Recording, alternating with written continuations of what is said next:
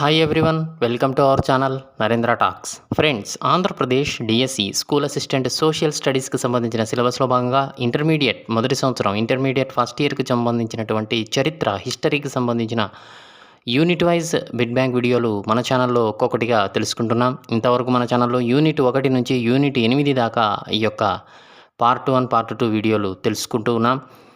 ఇవాళ టాపిక్ ఏంటి అంటే యూనిట్ 8 మొఘలుల యుగానికి సంబంధించినటువంటి ఆల్రెడీ పార్ట్ 1 పార్ట్ 2 వీడియోలు మన ఛానల్లో అందుబాటులో ఉన్నాయి. ఈ వీడియోస్కు కంటిన్యూషన్గా ఇవాళ పార్ట్ 3 ద్వారా మరిన్ని Telugu medium textbook bit bank video ఇప్పుడు తెలుసుకుందాం. మన ఛానల్లో టెట్ డిఎస్సి సబ్జెక్ట్ కంటెంట్ పేరుతో ప్లేలిస్ట్ ఉందండి. ఇందులో 3rd to 10th క్లాస్ 3వ తరగతి నుంచి 10వ తరగతి దాకా complete biological sciences, social sciences, physical సైన్సెస్కి సంబంధించిన సబ్జెక్ట్ కంటెంట్ బిడ్ బ్యాంక్ వీడియోలను రూపొందించడం జరిగింది. కేవలం ఈ వీడియోస్ టెట్ డిఎస్సీలకే కాకుండా అన్ని రకాల పోటీ పరీక్షలకు ఉపయోగపడే విధంగా ఈ యొక్క సబ్జెక్ట్ కంటెంట్ బిడ్ బ్యాంక్ వీడియోలను రూపొందించడం జరిగింది. ఈ వీడియోస్ లింక్స్ అన్నీ కూడా డిస్క్రిప్షన్లో ఉన్నాయి, ఒకసారి చూడండి. అలాగే Andhra Pradesh DSC school assistant biological సైన్సెస్కి సంబంధించిన సిలబస్లో భాగంగా ఇంటర్మీడియట్ మొదటి సంవత్సరం మరియు 2వ సంవత్సరం ఫస్ట్ ఇయర్ మరియు సెకండ్ ఇయర్లకు సంబంధించినటువంటి జువాలజీ, బాటనీ జువాలజీ, వృక్షశాస్త్రం, జంతు శాస్త్రాలకు సంబంధించిన intermediate Telugu medium textbook bit bank వీడియోలు మన ఛానల్లో అందుబాటులో ఉన్నాయండి. ఈ వీడియోస్ లింక్స్ అన్నీ కూడా డిస్క్రిప్షన్లో ఉన్నాయి, చూడండి. అలాగే అన్ని రకాల పోటీ పరీక్షలు ఆల్ కాంపిటేటివ్ ఎగ్జామ్స్కి ఉపయోగపడే విధంగా జనరల్ నాలెడ్జ్ అనే పేరుతో ప్లేలిస్ట్ ఉందండి. ఇందులో general knowledge, GK, practice bits videos అందుబాటులో ఉన్నాయి. ఈ వీడియోస్ లింక్స్ అన్నీ కూడా డిస్క్రిప్షన్లో ఉన్నాయి, ఒక్కసారి చూడండి. ఓకే, ఫస్ట్ టైం మన ఛానల్ చూస్తూ ఉన్నట్లయితే సబ్స్క్రైబ్ చేయండి, బెల్ ఐకాన్ ఆల్ మీద ట్యాప్ చేయండి. సబ్స్క్రైబ్ చేయడం వలన ఛానల్లో ఉన్న వివిధ రకాల కంటెంట్ వీడియోలని కూడా మీరు మిస్ కాకుండా చూడగలుగుతారు. ఓకే, టుడే టాపిక్లోకి వెళ్ళే ముందు వీడియోనైతే లైక్ చేయండి ఫ్రెండ్స్. లైక్ చేయడం వలన మరిన్ని కంటెంట్ వీడియోలు మీ ముందుకు తీసుకురావడానికి అవకాశం ఇచ్చిన వారు కాబట్టి వీడియోనైతే లైక్ చేయడం మర్చిపోద్దండి. అలాగే వీడియోను స్కిప్ చేయకుండా కంప్లీట్గా చూడండి, మీకు పూర్తి ఇన్ఫర్మేషన్ ఉంటుంది. ఇక విషయంలోకి వస్తే Andhra Pradesh DSC school assistant social స్టడీస్కి సంబంధించిన సిలబస్లో భాగంగా ఇంటర్మీడియట్ మొదటి సంవత్సరం చరిత్ర హిస్టరీకి సంబంధించినటువంటి యూనిట్ వైజ్ బిడ్ బ్యాంక్ వీడియోలు మన ఛానల్లో ఒక్కొక్కటిగా తెలుసుకుంటున్నాం. ఇందులో భాగంగా యూనిట్ 1 నుంచి యూనిట్ 7 దాకా వివిధ unit wise Telugu medium textbook bit bank వీడియోలను తెలుసుకున్నాం. ఇవాళ టాపిక్ ఏంటి అంటే యూనిట్ 8 మొఘలుల యుగానికి సంబంధించినటువంటి పార్ట్ 1 పార్ట్ 2 వీడియోలు ఆల్రెడీ మన ఛానల్లో అందుబాటులో ఉన్నాయి. ఈ వీడియోస్కు కంటిన్యూషన్గా ఇవాళ పార్ట్ 3 ద్వారా మరిన్ని Telugu medium textbook bit bank వీడియోను ఇప్పుడు తెలుసుకుందాం. మొదటి ప్రశ్నను గమనిస్తూ ఉన్నాం. రాజ్య విస్తీర్ణత, సైనిక పటిష్టత, ఆర్థిక అభివృద్ధి, సాంస్కృతిక అభివృద్ధి వల్ల ప్రపంచాన్ని ఆశ్చర్యానికి గురి చేసినటువంటి మొఘల్ సామ్రాజ్యం ఏ శతాబ్ద ప్రారంభంలో విచ్ఛిన్నం కావడం ప్రారంభమైంది? క్రీస్తు శకం 17వ శతాబ్దమా, 18వ శతాబ్దమా, 19వ శతాబ్దమా? ఏది కాదు. రాజ్య విస్తీర్ణత, సైనిక పటిష్టత, ఆర్థిక అభివృద్ధి, సాంస్కృతిక అభివృద్ధి వల్ల ప్రపంచాన్ని ఆశ్చర్యానికి గురి చేసినటువంటి మొఘల్ సామ్రాజ్యం ఏ శతాబ్ద ప్రారంభంలో విచ్ఛిన్నం కావడం ప్రారంభమైంది? ఆన్సర్ చేయడానికి ట్రై చేస్తూ ఉండండి ఫ్రెండ్స్ కామెంట్ సెక్షన్లో. ఆన్సర్ ఈజ్ ఆప్షన్ బి, 18వ శతాబ్దం. క్రీస్తు శకం 18వ శతాబ్దం ప్రారంభం నుంచి కూడా విచ్ఛిన్నం కావడం ప్రారంభమైంది ఈ యొక్క మొఘల్ సామ్రాజ్యం. రెండో ప్రశ్న చూస్తే, ఎవరు తమ పరిపాలనలో చివరి 25 సంవత్సరాలు దక్కన్లో తన అధికారాన్ని శాశ్వతంగా నిలపాలన్నటువంటి ఆశయంతో నిరంతరం దాడులు చేసి దక్కన్లోనే మకాం పెట్టడంతో మొఘల్ అధికారం బలహీనమైపోయింది? Akbar, Jahangir, Shahjahan, Aurangzeb. Answer is option D, Aurangzeb. మూడో ప్రశ్న చూస్తే, కొంతమంది చరిత్రకారులు మొఘల్ సామ్రాజ్య పతనానికి ఎవరు పూర్తి బాధ్యుడు అని పేర్కొన్నారు? Akbar, Jahangir, Shahjahan, Aurangzeb. Answer is option D, Aurangzeb. నాలుగో ప్రశ్న చూస్తున్నాం. మొఘల్ సామ్రాజ్య పతనానికి ఇతర కారణాలు తెలపండి. అక్బర్ ప్రవేశపెట్టినటువంటి మనసబారీ విధానం, ఆప్షన్ బి బైరమ్ ఖాన్, మహాబత్ ఖాన్ వంటి వారు తిరుగుబాటు జరపడం, అదేవిధంగా ఆప్షన్ సి సైనిక పటిష్టతను కోల్పోవడం, ఆప్షన్ డి ఐరోపా వారిని ఎదుర్కొనేందుకు బలమైనటువంటి నౌకాదళం కూడా లేకపోవడం. పైవన్నీ. ఆన్సర్ ఈజ్ ఆప్షన్ ఈ, పైవన్నీ అండి. ఐదో ప్రశ్న చూస్తే, షాజహాన్ పరిపాలనా కాలంలో వర్షాలు లేకపోవడం, కరువులు రావడం, ఆర్థిక పరిస్థితి దెబ్బతినడం, ఔరంగజేబు కాలంలో మరింత దిగజారడం. తదుపరి మొఘలుల కాలంలో ఏ మొఘలు పాలకుల దండయాత్రలు ఆర్థిక స్థితిని కోలుకోలేకుండా చేశాయి? అంటే ఈ యొక్క మొఘల్ సామ్రాజ్యంలో ఉన్నటువంటి ఔరంగజేబు తర్వాతి పాలకులు కొన్ని రాజ్యాల మీదకి దండయాత్రలు చేసి వారి ఆర్థిక స్థితిని వారే కోలుకోలేకుండా చేసుకున్నారు. వారు ఎవరు అని అడుగుతూ ఉన్నాడు. ఆప్షన్ ఏ నాదిర్ షా, అహ్మద్ షా, అబ్దాలీ, పైవారందరి దండయాత్రలు. ఆన్సర్ ఈజ్ ఆప్షన్ డి, పైవారందరి దండయాత్రలు అండి. 6వ ప్రశ్న చూస్తే ఎవరి కృషితో స్వతంత్ర మహారాష్ట్ర రాజ్యం ఏర్పడింది? టిప్పు సుల్తాన్, ఛత్రపతి శివాజీ, శ్రీకృష్ణదేవరాయలు, ఎవరు కాదు. ఎవరి కృషితో స్వతంత్ర మహారాష్ట్ర రాజ్యం ఏర్పడింది? Answer is option B, Chhatrapati Shivaji. 7వ ప్రశ్న చూస్తే క్రింది వానిలో ఎవరి పరిపాలన సమానత్వం, న్యాయం, సహనంలపై ఆధారపడి కొనసాగింది, అలాగే తన రాజ్యానికి స్వరాజ్యం అని పేరు పెట్టారు? టిప్పు సుల్తాన్, ఛత్రపతి శివాజీ, శ్రీకృష్ణదేవరాయలు, ఎవరు కాదు. Answer is option B, Chhatrapati Shivaji. 8వ ప్రశ్న చూస్తే ఛత్రపతి శివాజీ తన రాజ్య పరిసర ప్రాంతాల నుంచి ఏ ఏ పేర్లతో పన్నులు వసూలు చేసేవాడు? Chauth, sardeshmukhi, option C A comma B, option D ఏది కాదు. ఛత్రపతి శివాజీ తన రాజ్య పరిసర ప్రాంతాల నుంచి ఏ ఏ పేర్లతో పన్నులు వసూలు చేశాడు? Answer is option C A comma B, Chauth మరియు సర్దేశ్ముఖి అనే పేర్లతో పన్నులు వసూలు చేసేవాడు. ఇక 9వ ప్రశ్న చూస్తే శివాజీ కేంద్రీకృత పరిపాలనా వ్యవస్థను ఏర్పాటు చేసుకున్నాడు. చక్రవర్తి అయినటువంటి శివాజీనే సర్వాధికారి. అయితే తనకు సహకరించేందుకు ఎంతమంది సభ్యులు గల మంత్రి మండలిని ఏర్పాటు చేసినాడు? 6 మందే, 8 మందే, 10 మందే, ఏది కాదు. ప్రశ్న మరొకసారి. శివాజీ కేంద్రీకృత పరిపాలనా వ్యవస్థను ఏర్పాటు చేసుకున్నాడు. చక్రవర్తి అయినటువంటి శివాజీయే సర్వాధికారి. అయితే తనకు సహకరించేందుకు ఎంతమంది సభ్యులు గల మంత్రి మండలిని ఏర్పాటు చేశాడు? ఆన్సర్ ఈజ్ ఆప్షన్ బి, 8 మంది సభ్యులు గల యొక్క మంత్రి మండలిని ఏర్పాటు చేసుకున్నాడు. ఇక 10వ ప్రశ్న చూస్తే శివాజీ తనకు పరిపాలనలో సహకరించేందుకు అష్టప్రధానులు 8 మంది సభ్యులు గల మంత్రి మండలిని ఏర్పాటు చేశాడు. అయితే ఈ అష్టప్రధానులు ఎవరెవరు?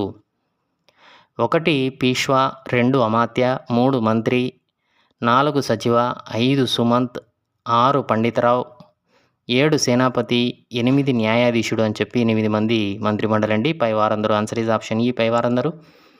11వ ప్రశ్న చూస్తే క్రింది వానిలో ప్రధానమంత్రి మరియు సాధారణ పరిపాలనా వ్యవహారాలను చూసేవారు ఎవరు?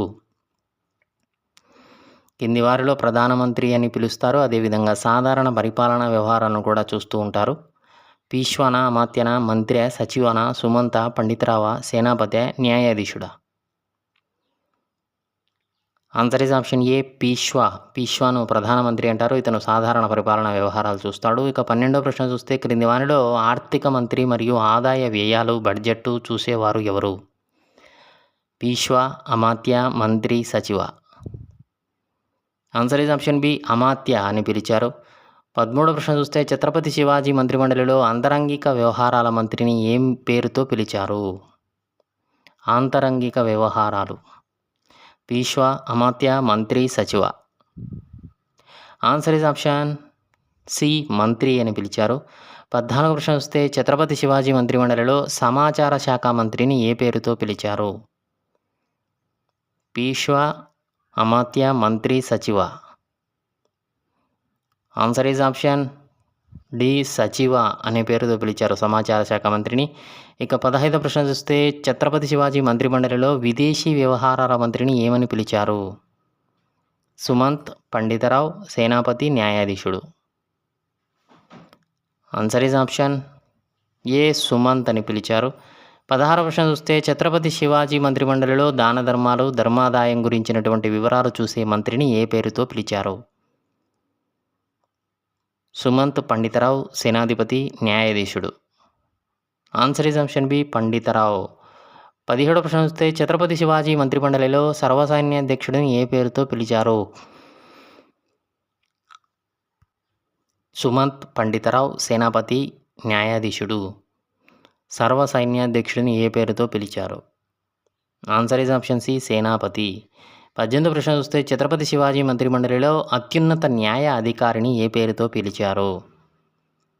సుమంత్, పండితరావు, సేనాపతి, న్యాయాధీశుడు.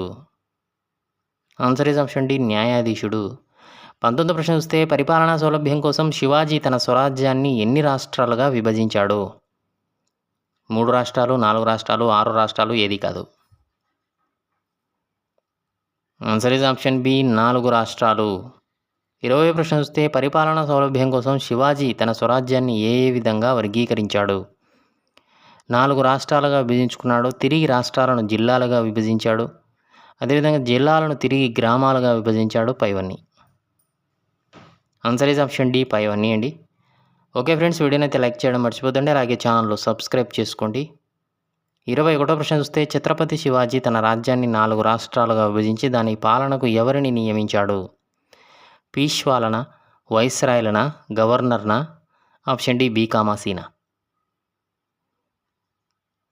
Answer is option D B comma C, viceroy లేదా గవర్నర్లను నియమించాడు. 22వ ప్రశ్న వస్తే శివాజీ పరిపాలనలో గ్రామ పరిపాలనకు సంబంధించిన అధికారులను ఏమని ఏ పేర్లతో పిలిచారు అని అడుగుతూ ఉన్నాడు. పంచాయత్, పటేల్, కులకర్ణి, పైవారందరూ. ఆన్సర్ ఈజ్ ఆప్షన్ డి పైవారందరూ అండి. 23వ ప్రశ్న చూస్తే శివాజీ భూమి శిస్తు విధానం ఏ విధంగా ఉండేది? శివాజీ జాగీర్దారీ విధానాన్ని రద్దు చేశాడు. మత సంస్థల భూములను శివాజీ స్వాధీనం చేసుకుని నగదు చెల్లించాడు. భూమిని సర్వే చేయించి రైతువారీ విధానాన్ని ప్రవేశపెట్టాడు. పన్నులను ధన రూపంలో కానీ ధాన్య రూపంలో కానీ చెల్లించే అవకాశం కల్పించాడు. ప్రకృతి వైపరీత్యాల సమయంలో రైతులకు రుణాలను ఇచ్చి వాటిని సులభ వాయిదాలలో తిరిగి చెల్లించే ఏర్పాట్లు చేశాడు. పైవన్నీ. ఆన్సర్ ఈజ్ ఆప్షన్ ఆఫ్ పైవన్నీ అండి. 24వ ప్రశ్న వస్తే శివాజీ సైన్యంలో ఏ ఏ దళాలు ఉండేవి? 45,000 అశ్విక దళం అంటే గుర్రాల దళం ఉండేది. అదేవిధంగా 60,000 కాల్బలం ఉండేది. 1,00,000 మందితో పదాతి దళం ఉండేది. ఏనుగులు, ఒంటెలు, ఫిరంగి దళం కూడా అందుబాటులో ఉండేది. పైవన్నీ. ఆన్సర్ ఈజ్ ఆప్షన్ డి పైవన్నీ అండి. 25వ ప్రశ్న వస్తే న్యాయ వ్యవస్థలో శివాజీ సంప్రదాయ పద్ధతులను పాటించాడు. సమన్యాయాన్ని అనుసరించాడు. ఎవరి పట్ల తేడాలు చూపించేవాడు కాదు. ధనవంతుడు, పేదవాడు, మతస్థుడు. పైవన్నీ. ఆన్సర్ ఈజ్ ఆప్షన్ డి పైవన్నీ అండి. 26వ ప్రశ్న వస్తే ఏ సంవత్సరంలో తన తండ్రి మరణానంతరం బాబరు 11 సంవత్సరాల వయస్సులో ఫర్గానా అనే ప్రదేశానికి ప్రభువు అయ్యాడు? ఈ ఫర్గానా అనేది మధ్య ఆసియాలోని ఫర్గానా అనేటువంటి చిన్న రాజ్యం. ఏ సంవత్సరంలో జరిగింది? 1494, 1464, 1468 ఏది కాదు. ఏ సంవత్సరంలో తన తండ్రి మరణానంతరం బాబరు 11 సంవత్సరాల వయస్సులో ఫర్గానా ప్రభువు అయ్యాడు? ఆన్సర్ ఈజ్ ఆప్షన్ ఏ క్రీస్తు శకం 1494 సంవత్సరంలో. 27వ ప్రశ్న వస్తే బాబరు తన మాతృదేశమున నీడలేక తన దృష్టిని ఆఫ్ఘనిస్తాన్ వైపు మరల్చి ఏ సంవత్సరంలో కాబూల్ను ఆక్రమించుకున్నాడు? 1494, 1464, 1504 ఏది కాదు. ఆన్సర్ ఈజ్ ఆప్షన్ సి క్రీస్తు శకం 1504లో.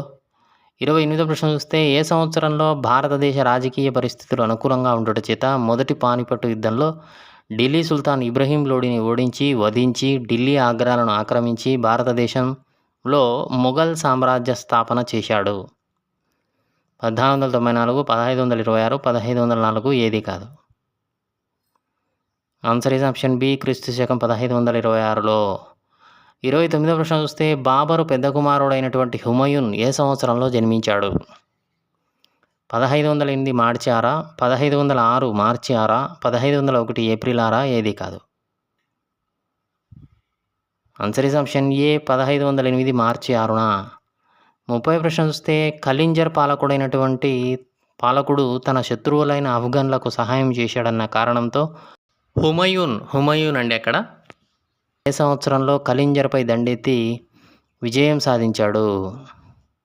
1520, 1530, 1540 ఏది కాదు. ఆన్సర్ ఈజ్ ఆప్షన్ బి 1530లో. ఓకే ఫ్రెండ్స్, ఇదే Andhra Pradesh DSC school assistant social స్టడీస్కి సంబంధించిన ఇంటర్మీడియట్ మొదటి సంవత్సరం చరిత్ర హిస్టరీకి సంబంధించిన యూనిటీ 8 మొఘలుల యుగానికి సంబంధించిన part 3 complete bit bank video నచ్చితే లైక్ చేయండి. మీ ఫ్రెండ్స్ ఫ్యామిలీ మెంబర్స్కు ఈ వీడియో యూజ్ అవుతుందని కూడా షేర్ చేయండి. ఛానల్లో సబ్స్క్రైబ్ చేసుకోవడం మర్చిపోదండి. వీడియోను లైక్ చేయడం అసలు మర్చిపోదండి. Thanks for watching.